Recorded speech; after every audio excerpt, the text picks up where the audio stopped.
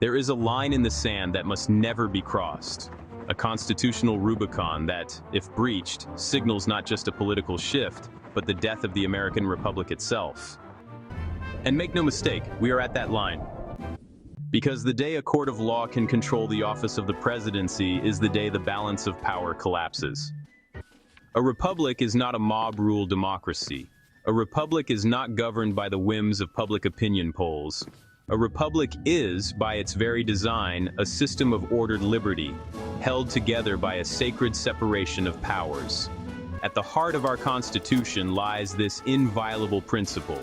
3 branches: executive, legislative, judicial, each co-equal, each constrained, none above the other, none subservient to the other, each guarding the liberties of the people from tyranny, whether that tyranny rises from a king or a courtroom. The executive branch executes the law. The legislative branch writes the law. The judicial branch interprets the law. Each has power. Each has limits. Yet now, we are witnessing something unthinkable. The judicial branch stepping outside of interpretation and into the realm of control. This is not a safeguard. If a judge, cloaked in black and appointed for life, can rule that a duly elected president may not exercise the powers vested in his office by the Constitution, then we no longer have a president. We have a subject of the court. We are no longer a republic. We are living under a judicial oligarchy, a government of the judges, by the judges, for the judges. And that is not freedom. That is not balance. That is bondage.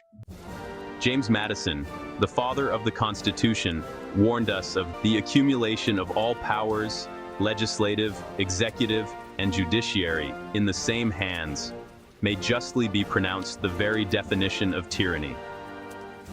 Federalist 47. Alexander Hamilton, often called the architect of American jurisprudence, wrote, "The judiciary has no influence over either the sword or the purse. It may truly be said to have neither force nor will, but merely judgment." Federalist 78.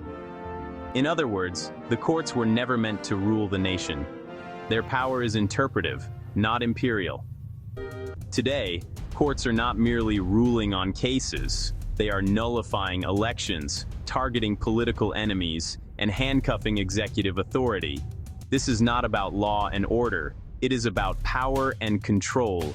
If a sitting president can be dragged into endless litigation, stripped of his constitutional immunity, or blocked from enacting the will of the people who elected him, then elections become irrelevant. The court becomes king, and the republic becomes a farce. We must reassert the doctrine of separation of powers. We must demand that our representatives defend the balance that secures our freedom. And we must raise our voices like a trumpet against this encroaching judicial supremacy. America is not a monarchy, not a theocracy. We are a republic, if we can keep it. But that republic dies the day a court can control the presidency. Choose wisely, stand firmly, speak loudly. Because freedom is not inherited, it is defended.